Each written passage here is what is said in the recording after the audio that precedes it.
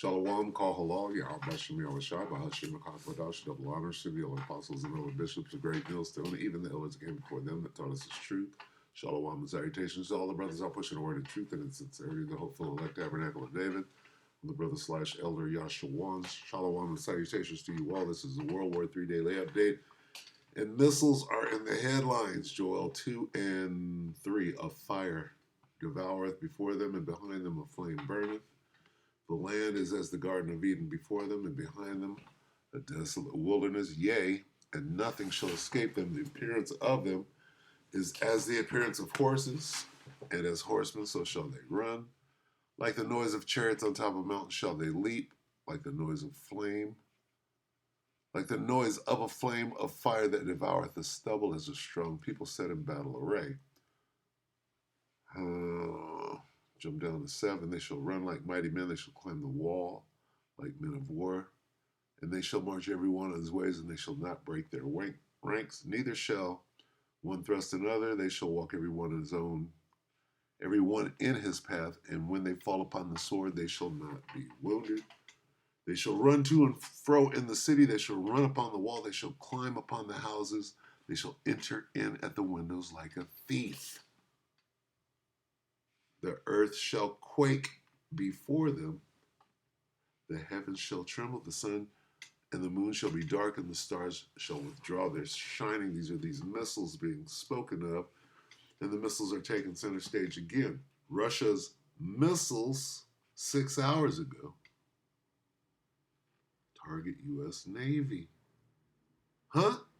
Russia's missiles target U.S. Navy. Where? In Venezuela.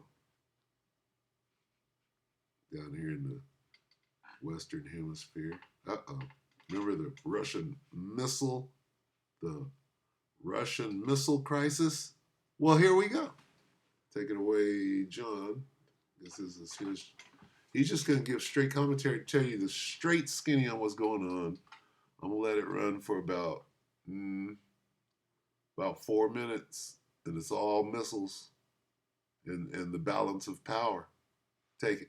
I never thought I'd live to see the day when American warships would become sitting ducks in their own hemisphere, but that day has arrived. Russian anti-ship missile systems, hypersonic, radar evading, and lethal, are now positioned along Venezuela's coastline.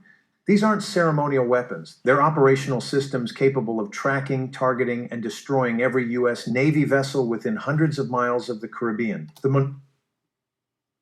That's heavy. So,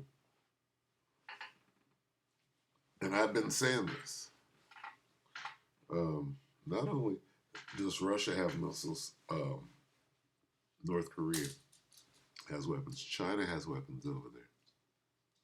North Korea, China, and Russia all have missiles in the Western Hemisphere. What about that, too? Let's not forget about that. Doctrine didn't just die quietly in some diplomatic meeting. It was executed by precision-guided munitions, delivered with a clear message. America's naval supremacy in its own backyard is over.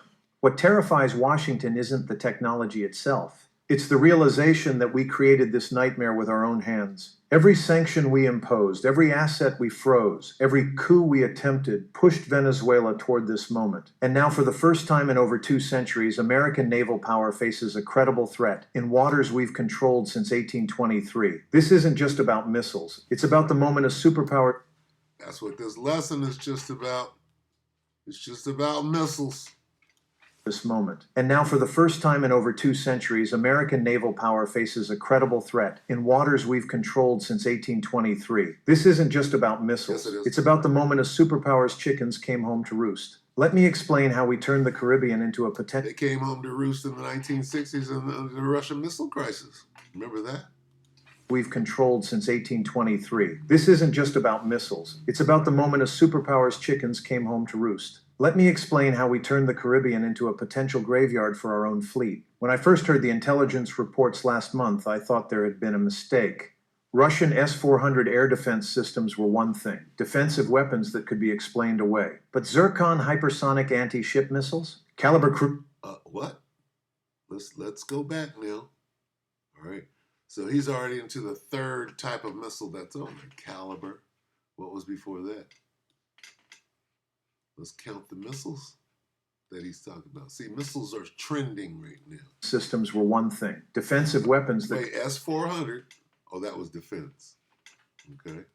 explained away. But Zircon hypersonic anti-ship missiles, Caliber cruise missiles with ship-killing warheads, P-800 Onyx supersonic missiles designed specifically to hunt aircraft carriers. This was different. This was Russia placing a loaded gun to the temple of the U.S. Navy's. You see what's going on here? The ante has been upped, and Trump is doing all that tough talk, blowing up boats, right? What now, nigga? You are still blowing up boats? Huh? Fleet. The technical specifications are sobering. These aren't the primitive Soviet-era systems we once dismissed. Modern Russian anti-ship missiles travel at speeds exceeding Mach 5, follow unpredictable flight paths, and carry warheads capable of crippling or sinking the largest vessels in our... What are we talking about here? We're talking about missiles, missiles, missiles, missiles. This guy knows his shit, does he? They're designed to overwhelm defensive systems through sheer speed and maneuverability. More importantly, they're positioned to control sea lanes that America has dominated for generations. Every aircraft carrier, destroyer, and amphibious assault ship operating in the Caribbean now does so under the shadow of these weapons. The psychological impact is immense, and that's exactly the point. But the real story isn't the missiles themselves, it's how they got there. And that story begins 15 years ago, when Washington decided that economic strangulation was a substitute for diplomatic engagement. Venezuela possesses the world's largest proven oil reserves, larger than Saudi Arabia, larger than Russia, larger than anyone. For decades, American corporations profited enormously from that oil under favorable concession agreements. Then Hugo Chavez came to power with a radical idea. Hugo's a Jake.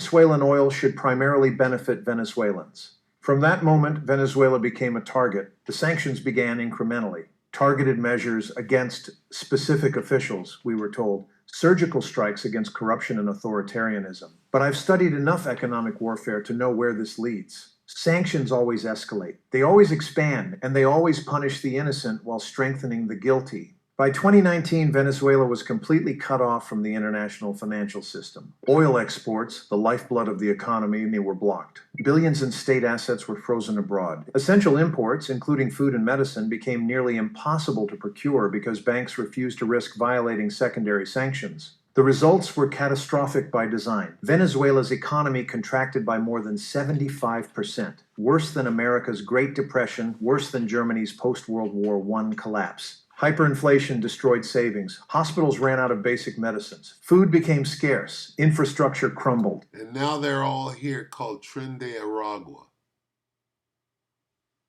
Right? And these things are about to happen right here in the good old Babylon the Great. Now, let's go over these things. This is what's coming. See, first the refugees came. Now they're bringing with them what? Them fucking curses. Were catastrophic by design. Venezuela's economy contracted by more than 75%. That's happening right here in Babylon. Worse than America's Great Depression. Here we go. America's second Great Depression is coming. Worse than Germany's post-World War I collapse. Hyperinflation destroyed savings. Here comes hyperinflation. See it right now? 3 items, $100. Hospitals ran out of basic medicine. Hospitals are devaluing nurses, right? No more Obamacare. Food became scarce. Oh, shit. What do I got to say? SNAP? Frankenfood? What does scarcity of food mean? Famine. Famine don't mean no food, it means scarcity of food. Food became scarce, infrastructure crumbled. Infrastructure crumbled. John Bolton, serving as National Security Advisor, was characteristically blunt about our objectives. Make the economy scream. The suffering wasn't collateral damage. It was the strategy. Millions of Venezuelans fled the country. They're running out of here. They're fleeing to their own homeland right now. They're getting the fuck out because there's no more money to be made. So the same things are happening right now in Babylon the Great. Tens of thousands died. Motherfuckers are going to be dead blood to the horse's bridle. Preventable diseases. CV-19 and whatever else they got coming down the pike. Went hungry while There's that food again. Policymakers in Washington confused rulers. Look at Donald Trump. Been revealed. Congratulated themselves on avoiding military intervention. But here there's Trump sending the military into ISIS running rampant and lynching niggas. Economic warfare is still warfare. Economic warfare. Look at them missiles. Economic warfare, they got missiles all around you. Oh, we're going to put sanctions on Russia. There you go. Kills just as efficiently as bombs. It just takes longer and happens out of sight. Yet despite this unprecedented economic siege, the Maduro government didn't collapse. BRICS. Where's Brazil? Right there by Venezuela. I wonder if India is sending weapons over to, let's see, Brazil, India, China. China's there. South Africa. BRICS, B-R-I-C-S. China's over there. Okay.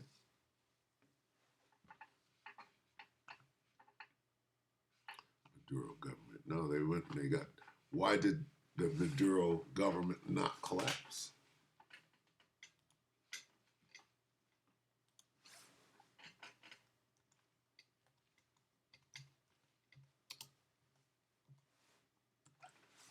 Because Russia, Gog, the land of Magog, the chief prince of Meshech and Tubal, Russia, or Rosh,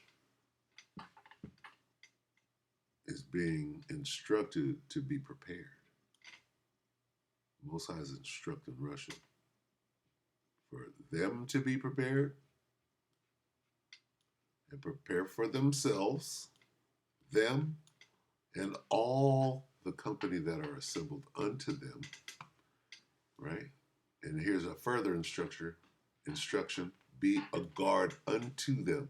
So where did the missiles come from? Be prepared. There's the missiles. Be prepared and prepare for yourself. Make sure you got all the missiles you need. You and everybody, including Venezuela, that calls upon you, and then you're going to guard them.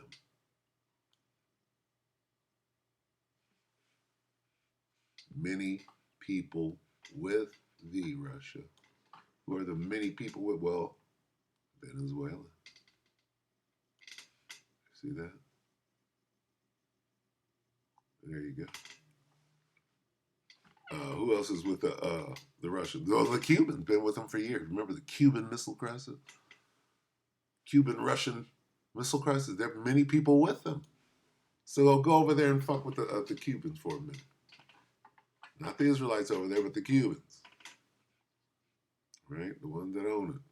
But they speaking over there.